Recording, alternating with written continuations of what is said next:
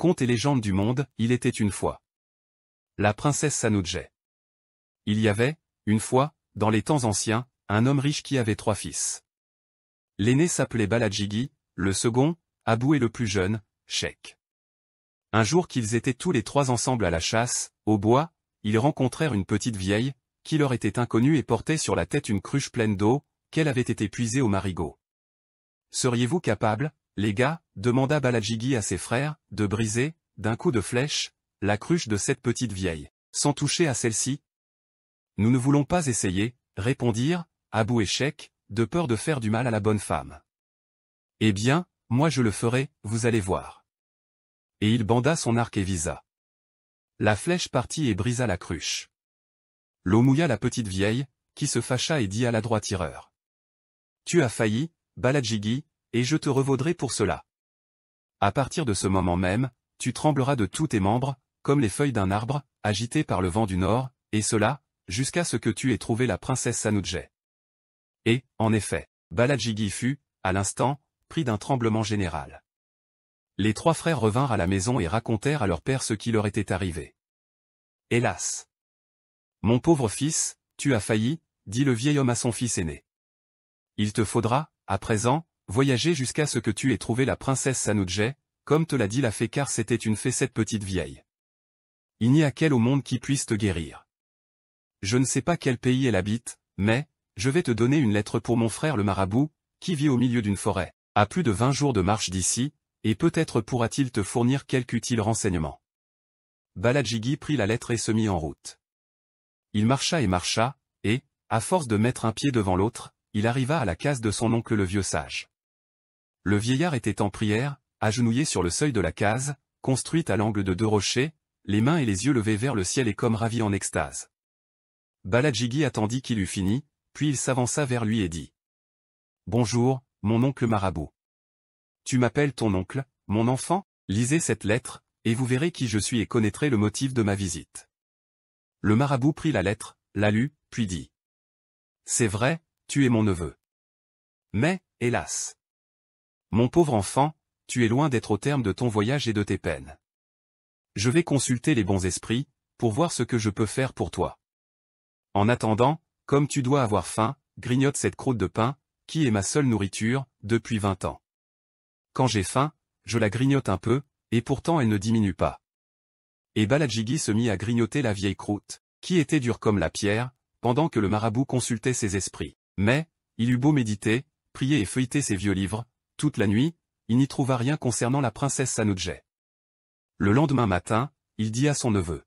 « Voici, mon enfant, une lettre pour un frère marabout que j'ai, dans une autre forêt, à 20 jours de marche d'ici. Celui-là commande sur tous les oiseaux, et peut-être pourra-t-il te donner quelques bonnes indications, car, pour moi, ma prière, ma science ni mes livres ne disent rien de la princesse Sanudjé. Voici encore une boule d'ivoire, qui roulera d'elle-même devant toi, tu n'auras qu'à la suivre, et elle te conduira jusqu'au seuil de la case sacrée de mon frère. » Baladjigi prit la lettre et la boule d'ivoire. Il posa celle-ci à terre, et elle roula d'elle-même devant lui. Il la suivit. Au coucher du soleil, il était à la porte de la cabane de branchage et de jonc des marais du second marabout. « Bonjour, mon oncle, lui dit-il, en l'abordant. « Ton oncle, répondit le vieillard. « Oui, lisez cette lettre, et vous saurez qui je suis et pourquoi je viens vers vous. » Le marabout prit la lettre, la lut, puis il dit. « Oui, c'est vrai, tu es bien mon neveu. Et tu cherches la princesse Sanudjé, mon enfant? » « Oui, mon oncle, voyez dans quel état je suis. Et mon père m'a dit que la princesse Sanudjé seule peut me guérir. Mais, ni mon père, ni mon autre oncle marabout n'ont pu me dire où je pourrais la trouver. Ni moi non plus, mon pauvre enfant, je ne puis te le dire. Mais, Dieu m'a établi maître sur tous les oiseaux, je vais souffler dans un sifflet d'argent que j'ai ici, et aussitôt tu les verras arriver, de tous les côtés, grands et petits, et peut-être quelqu'un d'entre eux pourra-t-il nous donner des nouvelles de la princesse Sanudjé. » Le vieillard siffla dans son sifflet d'argent, et aussitôt des nuages d'oiseaux de toutes dimensions et de toutes couleurs s'abattirent sur la forêt, en poussant toutes de cris. L'air en était obscurci. Le marabout les appela tous, par leur nom, l'un après l'autre, et leur demanda s'ils n'avaient pas vu, dans leur voyage, la princesse Sanudjé. Aucun d'eux ne l'avait jamais vue, ni n'en avait même entendu parler. Tous les oiseaux avaient répondu à l'appel, excepté l'aigle. Où donc est resté l'aigle, dit le marabout. Et il siffla plus fort dans son sifflet. L'aigle arriva aussi, de mauvaise humeur, et dit. Pourquoi me faites-vous venir ici, pour mourir de faim, lorsque j'étais si bien là où je me trouvais? Où donc étais-tu? J'étais au château de la princesse Sanudjé, où je ne manquais de rien, car on est là en fête et en festin, tous les jours. C'est merveilleux, dit le vieillard, et tu es libre d'y retourner, mais, à la condition d'y porter sur ton dos mon neveu que voici. Je le veux bien, si l'on me donne à manger, à discrétion. Rassure-toi à ce sujet, on te fournira de la nourriture à souhait, glouton que tu es. Je le veux bien, si l'on me donne à manger, à discrétion. Rassure-toi à ce sujet, on te fournira de la nourriture à souhait, glouton que tu es. Le vieillard alla alors trouver le prince d'un château voisin, et le pria de lui tuer un bœuf, un de ses meilleurs, et de le faire apporter dans sa cabane, dépecé par morceaux. Le prince s'empressa de donner des ordres pour contenter le vieillard, et le bœuf, dépecé par morceaux, fut porté à la cabane du solitaire. On chargea la viande sur le dos de l'aigle, Baladjigi s'assit dessus, et les voilà partis. Tout en fendant l'air, l'oiseau donnait ses instructions à Baladjigi, il lui disait. Quand nous arriverons près du château, qui est dans une île, au milieu de la mer, tu verras d'abord sur le rivage une fontaine. Au-dessus de cette fontaine, est un bel arbre dont les branches la recouvrent. À l'heure de midi, la princesse vient, tous les jours, avec sa femme de chambre, se reposer à l'ombre de l'arbre, et peigner ses cheveux blonds, en se mirant dans l'eau de la fontaine. Tu t'avanceras vers elle, sans crainte. Dès qu'elle te verra, elle te reconnaîtra et te fera bon accueil. Elle te donnera un pot d'onguent dont tu te frotteras et qui te guérira promptement, puis tu lui proposeras de l'enlever et de l'épouser, pour prix du service qu'elle t'aura rendu. Elle acceptera. Tu m'appelleras, alors, vous monterez sur mon dos tous les deux et nous partirons aussitôt. Le père de cette princesse qui est magicien, se mettra bientôt à notre poursuite, mais, il sera trop tard. L'aigle, épuisé par la longueur du voyage, demandait souvent à manger. Donne-moi à manger, car je faiblis. Et Baladjigi lui donnait de la viande de bœuf, et ils allaient encore. Ils planèrent longtemps au-dessus de la mer, ne voyant que le ciel et l'eau. Enfin, ils arrivèrent aussi à l'île. L'aigle s'abattit sur un rocher du rivage. Baladjigi descendit, et, ayant fait quelques pas, il aperçut un bel arbre dont les branches s'étendaient au-dessus d'une fontaine. Il ne vit personne sous l'arbre, mais, il n'était pas midi encore. Il se cacha derrière un buisson et vit bientôt arriver une princesse, belle comme le jour, et qui avait de longs cheveux, qui lui descendaient jusqu'aux talons, comme un manteau. Elle était accompagnée d'une servante, qui était aussi d'une grande beauté. Elles se dirigèrent toutes les deux vers l'arbre, et la princesse se mit à peigner ses beaux cheveux, en se mirant dans l'eau de la fontaine. Baladjigi sortit alors de derrière son buisson, il s'avança jusqu'au bord de la fontaine, et la princesse, y ayant aperçu son ombre, se détourna vers lui et s'écria. « Ah! Pauvre Baladjigi, c'est donc toi? Dans quel état t'a mis la vilaine fée? Mais, prends courage, mon pauvre ami, moi, je te rendrai la santé malgré elle. » Alors, la princesse et sa suivante se mirent à cueillir des fleurs, autour de la fontaine, puis elles en composèrent un onguent, qu'elles donnèrent à Baladjigi, en lui disant. Frotte-toi tous les membres avec cet onguent, et au bout de 24 heures, tu seras guéri, puis nous verrons ce qu'il y aura à faire. Ah! Si vous me guérissez ce mal affreux, princesse, je vous prouverai ma reconnaissance, en vous emmenant d'ici, si vous consentez à me suivre, et en vous épousant. Je ne demande pas mieux, car je voudrais bien quitter cette île, et voir du pays. Baladjigi prit l'onguent, s'en frotta tout le corps, à plusieurs reprises, et, au bout de 24 heures, il était guéri, ses membres ne tremblaient plus. La princesse lui dit alors. Demain, nous partirons, à midi précis, pendant que mon père dormira, tous les jours, il fait un somme, à midi. Nous monterons tous les trois sur l'aigle, car ma suivante viendra aussi avec nous. Quand mon père se réveillera, il s'apercevra aussitôt de ma fuite. Il ira alors à son écurie, montera sur son dromadaire, qui est plus rapide que le vent, et se mettra à notre poursuite. Mais, nous aurons sur lui une bonne avance, et il ne pourra pas nous atteindre. Reste là, sous l'arbre, jusqu'à demain. Nous deux, nous allons rentrer au château, pour y passer la nuit. Nous ferons aussi tuer et dépecer un bœuf, pour donner à manger à l'aigle. La princesse et sa suivante rentrèrent donc au château, et Baladjigi passa la nuit sous l'arbre, au bord de la fontaine. Le lendemain, à midi précis, les deux femmes vinrent le rejoindre. Il appela son aigle, qui arriva aussitôt. On commença par placer sur son dos le bœuf dépecé. Puis ils montèrent tous les trois dessus, et l'oiseau s'éleva en l'air, assez péniblement, car il était fort chargé. Quand le vieux magicien se réveilla, il appela sa fille, comme il en avait l'habitude. Mais, il eut beau l'appeler, sa fille ne lui répondait pas. Il se leva alors, en colère, il consulta ses livres, et y vit que la princesse et sa suivante avaient quitté le château avec un aventurier. Il courut à son écurie, monta sur son dromadaire, qui faisait 7 lieues à l'heure, et se mit à leur poursuite. Cependant l'aigle, trop chargé, commençait à s'affaiblir, et il n'allait plus aussi vite. La princesse était inquiète, et elle détournait souvent la tête, pour voir si son père approchait. Elle le vit venir, furieux, et, comme l'aigle passait en ce moment au-dessus d'un fleuve, elle dit : « Je vais jeter un peu de mon onguent dans le fleuve, et aussitôt l'eau s'enflera et débordera comme la mer, et mon père ne pourra plus aller loin. » Elle jeta un peu de son onguent dans le fleuve, et aussitôt l'eau se gonfla, comme du lait sur le feu, elle déborda au loin, et voilà le vieux magicien arrêté et ne pouvant aller plus loin. Il écumait de rage. Mais, que faire ? Il se mit à boire de l'eau, dans l'espoir de dessécher le lit du fleuve. Il en but tant et tant, qu'il en creva. Cependant, l'aigle avait épuisé toute la provision de viande, et il faiblissait et menaçait de jeter en bas Baladjigi et ses 2 compagnes. « Donne-moi à manger !» criait-il à Baladjigi. « Il n'y a plus rien, ma pauvre bête, » lui répondait celui-ci, « prends courage, nous approchons. Donne-moi à manger, ou je vous laisse tomber à terre. » Et Baladjigi coupa l'une de ses fesses, et la donna à l'aigle. « C'est bon, dit-il, mais, c'est bien peu de choses. » Et, un instant après, il disait encore : « Donne-moi à manger, je n'en puis plus. Je n'ai plus rien, ma pauvre bête. Du courage. Encore quelques coups d'aile et nous sommes rendus.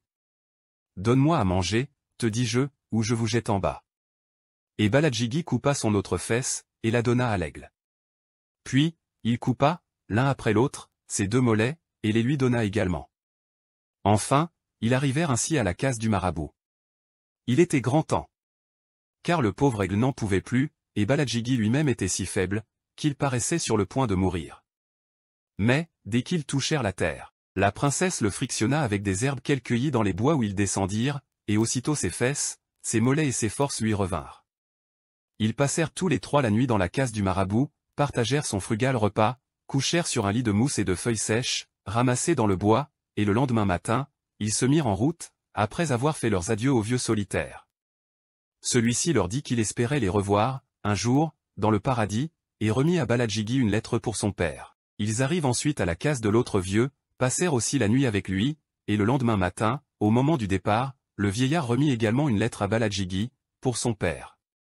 Cependant Baladjigi approchait du château de son père, avec ses 2 jeunes compagnes. Comme il passait par un bois, la princesse lui dit, en lui présentant une bague qu'elle avait au doigt : « Voici une bague avec un diamant, que vous porterez à votre doigt et ne donnerez jamais à personne, autrement, vous perdriez le souvenir de moi, comme si vous ne m'aviez jamais vu. Je vais bâtir un château en cet endroit, et j'y resterai avec ma suivante, jusqu'à ce que soit arrivé le moment où nous devons nous marier. Alors, vous viendrez me chercher ici, avec votre père. » Baladjigi prit la bague, la mit à son doigt et promit de ne la donner jamais à personne. Puis, ne pouvant décider la princesse à l'accompagner, malgré toutes ses instances, il se dirigea seul vers le château de son père. Quand il arriva, tout le monde fut heureux de le voir revenir, complètement guéri. Et la princesse Sanudjé lui demanda son père : « Tu ne l'as donc pas emmenée ? Elle est restée dans un bois, à quelque distance d'ici, et elle dit qu'elle ne viendra à votre château que lorsque vous irez vous-même la chercher avec moi, dans un beau carrosse. » Aussitôt, le vieux roi donna l'ordre d'atteler ses 2 meilleurs chevaux à son plus beau carrosse, pour aller chercher la princesse Sanudjé. Cependant, la sœur de Baladjigi lui dit : « Allons un peu nous promener dans le jardin, mon frère, pour voir les belles choses qu'on y a faites, depuis votre départ. Quand le carrosse sera attelé, on nous appellera. » Baladjigi alla voir le jardin avec sa sœur.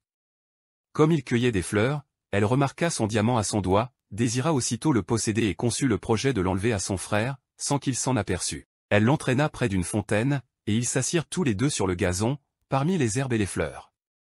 Baladjigi était fatigué, et il appuya sa tête sur les genoux de sa sœur et ne tarda pas à s'endormir. La jeune fille profita de son assoupissement pour lui enlever sa bague et la passer à son propre doigt.